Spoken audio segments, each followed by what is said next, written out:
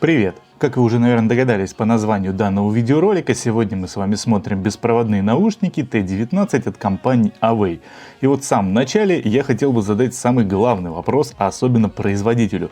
Зачем вы делаете такие лампочки в наушниках? Я не понимаю. Я еще мог как-то смириться с лампочками в Tronsmart Spunky Beat, потому что они там мигали не так часто, не так ярко. Но вот здесь это просто светофоры какие-то, я не знаю, гирлянда, ну как угодно можно назвать. Вы просто посмотрите, они, если я выключу сейчас здесь свет, они будут освещать полкомнаты. Вот как-то так, я не знаю. А еще зацените, как они работают во время, да хотя, наверное, вы уже видели в начале ролика, как они работают, когда музыка включается.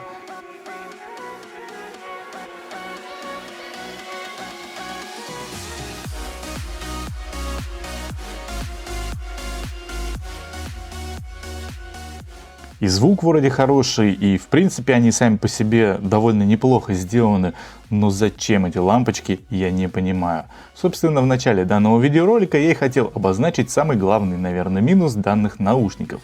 Ну а что они из себя представляют в целом, сейчас я вам и расскажу.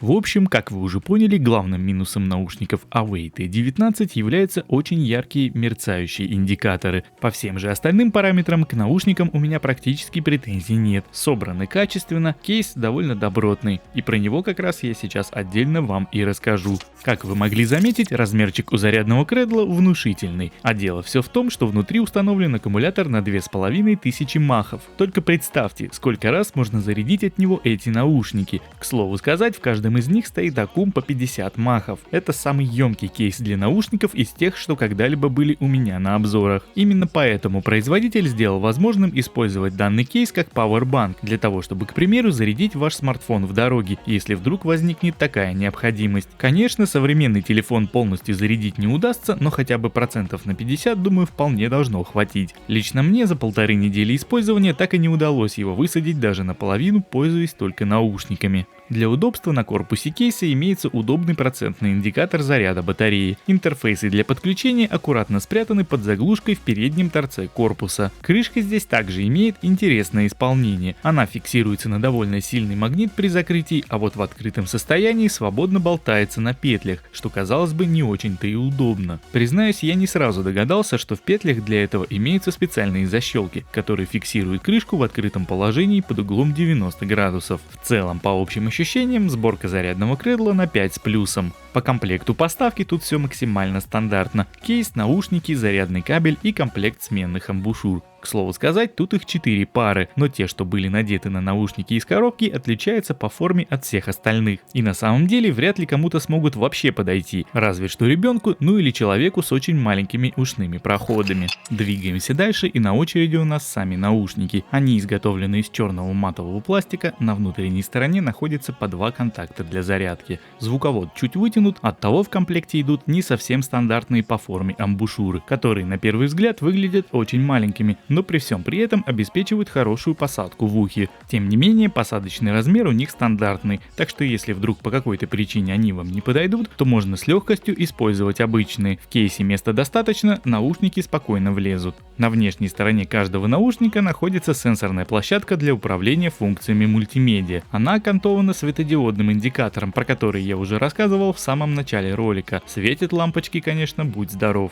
В верхней части над сенсором расположилось отверстие микрофона, по одному на каждом наушнике. Проверяем работу микрофонов в наушниках T19 от компании Away. Собственно, вот таким вот образом они звучат. Я специально ушел в темноту, так что извиняйте за качество записи, потому что хотел быть поближе вот к этой дороге, в которой идет шум сейчас. Но, тем не менее, можете услышать, как они звучат. Я уже на предыдущих записях послушал, и, если честно, звучат они не очень. Но, тем не менее, они работают, и они есть. И при необходимости по ним можно немножко поговорить. Но только при необходимости.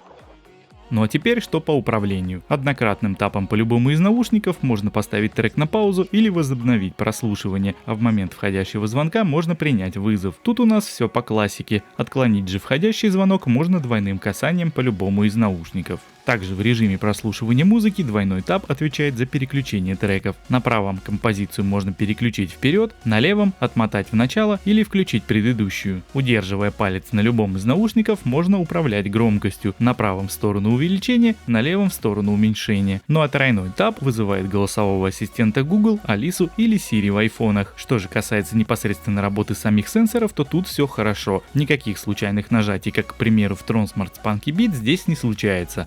Дело все в том, что сенсорная площадка как будто бы сделана под форму пальца. Она немного вогнута внутрь корпуса, что позволяет производить необходимые действия точнее. Подключаются наушники быстро и просто, по открытию кейса. Соединение происходит по интерфейсу Bluetooth 5.0. Сами наушники работают с моим смартфоном Mi 9SE по умолчанию с кодеком SBC. Но как уже бывало неоднократно, на другом смартфоне Xiaomi Mi Note 3 есть возможность выбрать кодек AAC. Вообще, звук в этих наушниках меня приятно удивил. Звучат они классно, запас громкости очень большой, и при всей своей любви слушать на полную тут пришлось убавлять до 80%. При всем при этом звук в них сочный и насыщенный, несмотря на довольно простой кодек SBC. Бас довольно мощный, но не гулкий. Диповые треки прям вообще хорошо заходят. Электронную музыку в них слушать самое то. Середина не завалена, вокал звучит отлично. Ну и верхушки также не подкачали. Они не выпирают выше всех, и детали слышно отчетливо. При уровне громкости в 80% наушники проиграли 4 часа и 15 минут, что довольно неплохо, учитывая, что сам производитель заявляет, что одного заряда должно хватать на 5 часов. Быстрой зарядки в них нет, ну и заряжаются до полного они не так долго. Стандартно для подобных устройств примерно чуть больше часа. Отставание звука при просмотре YouTube мною обнаружено не было, но вот в PUBG Mobile оно более заметно. Поиграть, конечно, можно, но надо привыкать, что звук будет немного отставать. По стабильности работы все более-менее нормально. Через две стены в квартире бьют спокойно, вот с третьей уже проблемы. На улице обрывов не было ни разу. Также в этом блоке я хотел бы отметить еще один момент. Бывали случаи, когда наушники не отключались от смартфона при помещении их в кейс, хотя крышка была закрыта до конца. С чем это связано, мне непонятно. Может быть, производителю все же следовало сделать их подключение по изъятию из кейса, нежели по открытию крышки. Тем не менее, это бывает не так часто, но я должен был об этом вам рассказать. А подводя некий итог, что могу сказать? В целом, Away T19 наушники неплохие, звучат они хорошо и, что самое главное, довольно долго. При всем при этом имеется хороший зарядный кейс с огромной емкостью. Так что для поездок на дальние расстояния или же в какое-то путешествие это вариант довольно годный. Но как вы уже поняли, идеального ничего не бывает, тем более за 1700 рублей. Так что если вдруг вы все же захотите приобрести себе данные наушники, не забывайте, пожалуйста, про те минусы, что я озвучил в своем обзоре. Ну а теперь небольшая информация для тех, кто досмотрел до этого момента. В силу того, что наушников у меня хватает, пожалуй, этот экземпляр я разыграю среди вас, зрителей. Условия, как обычно, простые. Лайк, подписка и комментарий под этим роликом. Только напишите что-нибудь внятное, не жалейте пикселей. А на сегодня это все, друзья, спасибо вам за просмотр. Если понравилось видео, то поставьте лайк, это поможет ему двигаться дальше. Также подписывайтесь на мой канал, если вам было интересно, и не забудьте нажать колокольчик, чтобы ничего не пропустить. Ну а с вами, как всегда, был Влад, канал Blitzkey, обзоры техники. Всем всего хорошего и до новых встреч. Всем пока!